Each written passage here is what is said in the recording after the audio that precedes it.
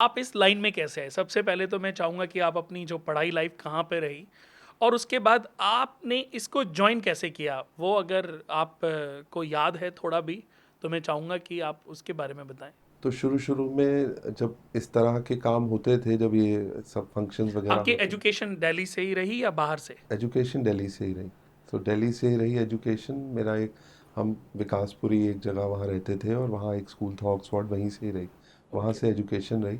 उसके बाद south campus के अंदर एक कॉलेज है, डीसीएसई कॉलेज, उससे मैंने फर्स्ट ईयर सेकेंड ईयर किया। लेकिन मुझे लगता है उसके साथ साथ मैं अपने बिजनेस में आ गया था, क्योंकि उस समय ऐसा लग रहा था कि इसको मेरी शायद ज़्यादा ज़रूरत है।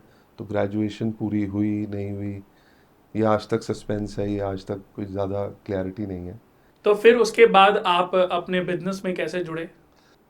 तो उस दौरान सर, जब अपने बिजनेस के अंदर उस दौरान जब देखते थे ये फंक्शंस वगैरह और ये सब बाहर निकल के देखा कि ये इस तरह फंक्शंस वगैरह होते हैं, तो अपना इंटरेस्ट उसके अंदर था, उसके अंदर जागा तब तक इंटरेस्ट। पापा आपके कर रहे थे? हाँ, तब तक पापा कर रहे थे। तो उसके अंदर इंटरेस्ट स्टार्ट हुआ। और मुझे एक पुराना एक कुछ याद है। तो उस समय बहुत बड़े बड़े प्लेयर्स होते थे जो इसको अच्छे से, हमारे से बहुत अच्छे, तो ऐसा लगता था कि हमें इन सब से बहुत बड़ा होना है। और ये जो शादी है, देखो इतने लाख करोड़ का बिजनेस है, पूरा इंडिया रिप्रेजेंट करता है। लोग इंडिया में आके, फॉरेन से आके इंडिया में शादियां करते हैं।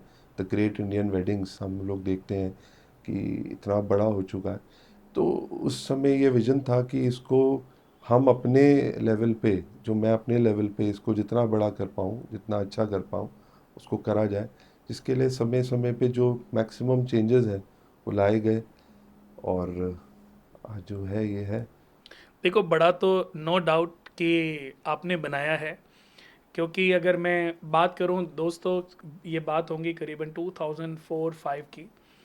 तो मैं पहली बार देहरादून से जब दिल्ली में आया था, एक वास्तु विजिट करने के लिए आया था, रोहिणी सेक्टर 13 में। तो उस समय आपको आपका टीवी टावर जी, पे पीतमपुरा टीवी टावर पीतमपुरा में। में एक जी। टेंट लगता था, कोहली टेंट के नाम से। जी। तो उस समय मैं तो वास्तु विजिट करने आया था, तो उसके बाद मेरा महीने में एक दो बार आना होता रहता था और आता था करके चला जाता था। तो एक बार क्या हुआ कि उन्हीं के पड़ोस में उन्होंने मुझे इंट्रोड्यूस कराया था। तो उनके घर में एक शादी थी। तो उन्होंने मुझे बोला कि अगर कुणाल जी ये शाम को फ्री हो तो। मैंने कहा शाम को तो मैं वापस देहरादून जा रहा हूँ। कि नहीं, एक शादी है और बहुत बढ़िया शादी है, आप अटेंड करो।